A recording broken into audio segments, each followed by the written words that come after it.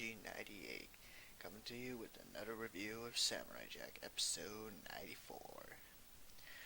But before I begin, I have a little news for all you G fans out there. For starters, Hideaki Anno and Shinji Higuchi have confirmed via a Godzilla X Evangelion concert that Godzilla Resurgence 2 is in the works. And another thing to make it even better is the new 2017 Godzilla anime. But I'm thinking it's more of an Attack on Titan anime. Why, you ask? Well, here's a plot. It takes place in 2047, far into the future. There's this young boy who lost his parents at the age of 4 to Godzilla. He evacuated from Earth. They light speeded from planet to planet, no system, so they decide to return to Earth. When they do, all they find is a ghost town, an unbearable wasteland, all led by, you guess it, Godzilla. And just like Eren Yeager and his hatred for Titans, this guy has a hatred for Godzilla. Now I'm thinking more that this is more of Attack on Titan Godzilla version, and ironically, one of the cast members actually voices a person from Attack on Titan. Don't know if it's anime or from the movie. But the title of this movie is called Gojira Kaiju Wakusen, or Godzilla Monster Planet. And the movie is going to be released around Goji's birthday, around November of 2017.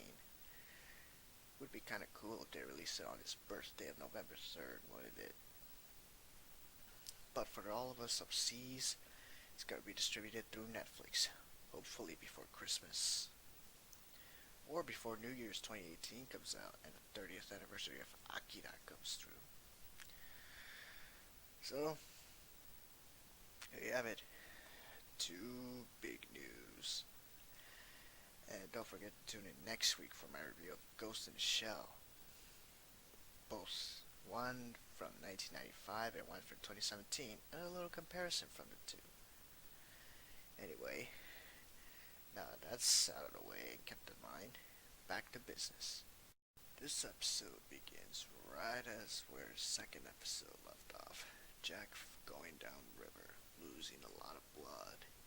This time it describes his torture of water he went through. It was swept away by the river, carried by rapids, and dropped down a waterfall. And only then, when he was about to drown, did he gain consciousness.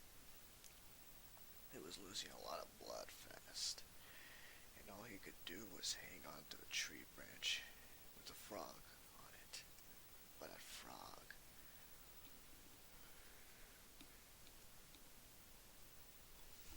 sorry, a little sleepy, but that frog forewarns him that they're coming, or it could be another taunting flashback. There's also a moment that Jack starts to take refuge in a cave, pulling apart the knife that the daughter of Aku threw at him right before he killed her. And just as he put that knife away, he started to faint and faint. And he saw a wolf covered in blood. I don't know what happened, but it could be that same wolf that killed the tigers back in episode 2 of season 5. But anyway,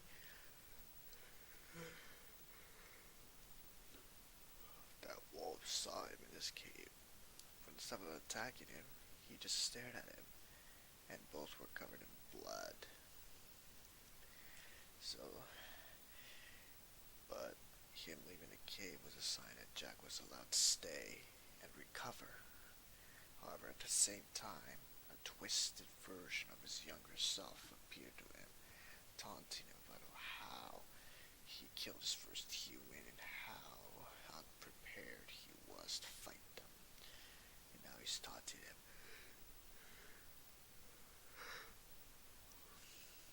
If he's going to do the same to the remaining 6 who are now on the hunt for it. And so, but unlike the last conversation, which showed him taunting him to get suicidal for something, this time he's taunting him for his inability to get over it.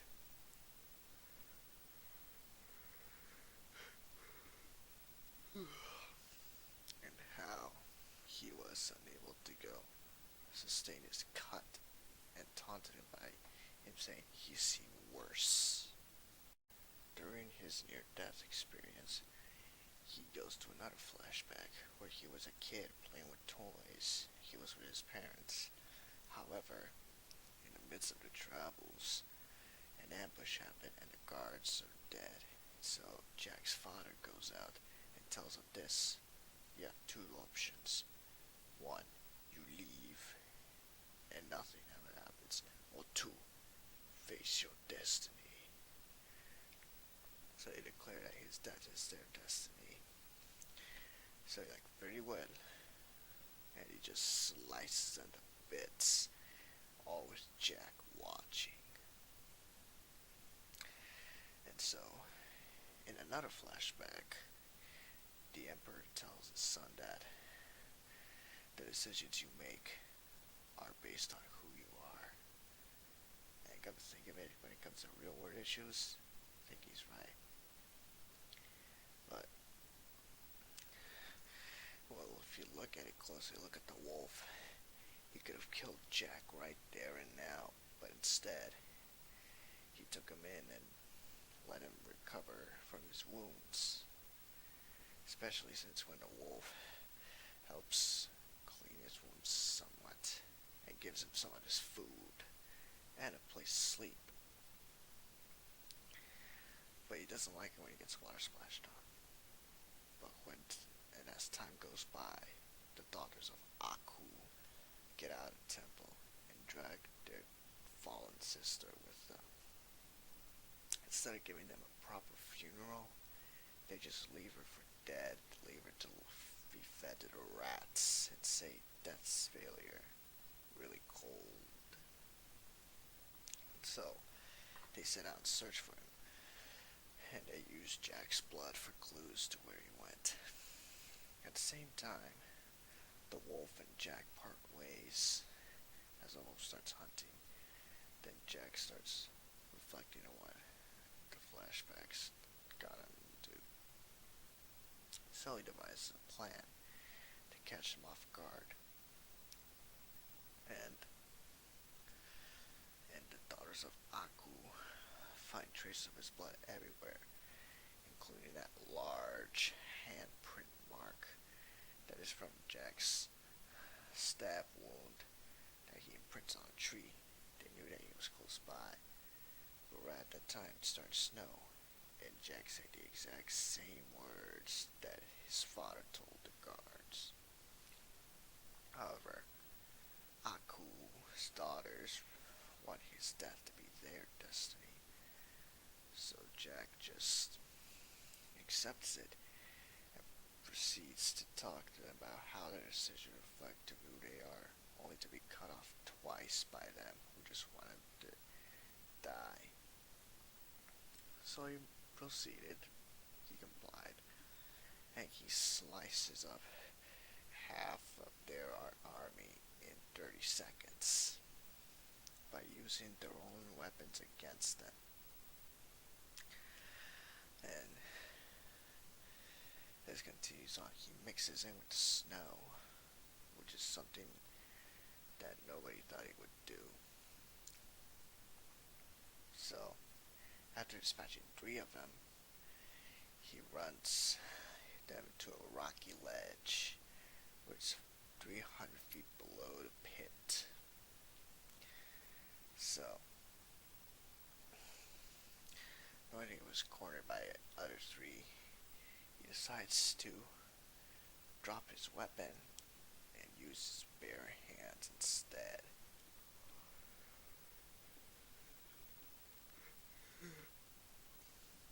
So, the three daughters of Aku thought they were in an advantage, so they proceeded to attack him with their weapons, but Jack outsmarts them, and he practically uses their weapons against them. For one, he grabs the daughter of Aku and flings her over the valley to her death.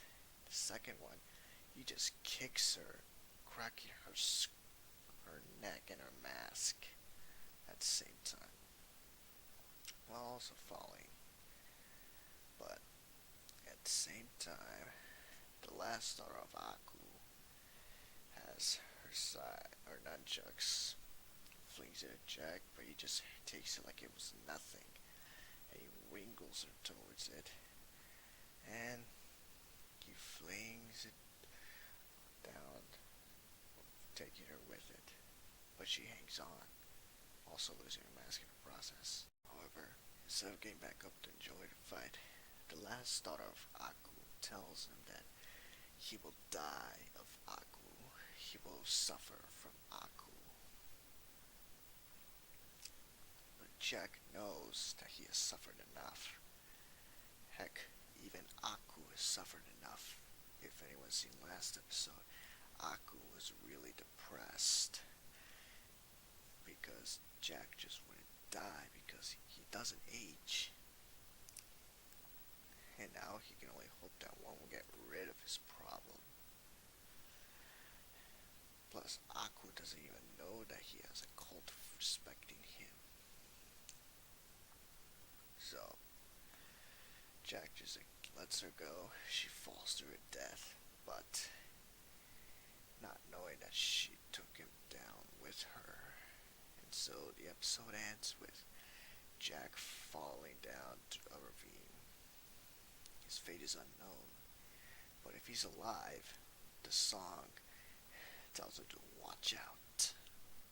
And watch out indeed, because after the song, there was a preview showing Jack in some weird dimension of some sort. He's probably trapped somewhere, trying to find his way out. It could be his purgatory, or his version of emptiness. Who knows what will happen? But there's a new villain with 6 eyes in the episode. Who is it? We have yet to see it. So, I think that marks the end of this review. It was actually pretty good, like what Jack predicted, what the trailers predicted. It's such a bummer that the Daughters of Aku arc had to end after only 3 episodes. Such a bummer. I wanted more. But then again, I heard rumors that the last season's only made up of 10 episodes or something. If that's the case, we're already 30% done with it.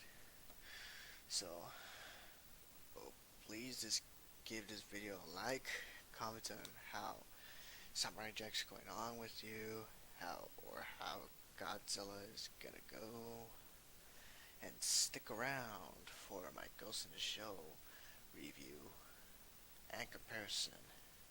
First, I'm doing a reviews of both movies, and the comparison will be on a later date.